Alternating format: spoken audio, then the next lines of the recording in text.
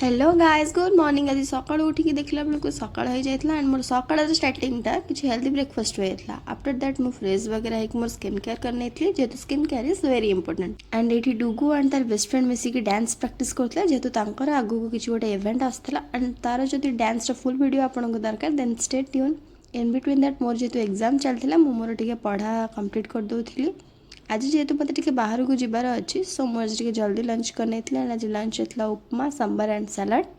Lunch कर सारिक test नहीं कि आम बाहर को बाहर जाइलु। मौसीर कि सावित्री सपिंग थी एंड मोर भी कि सपिंग थी।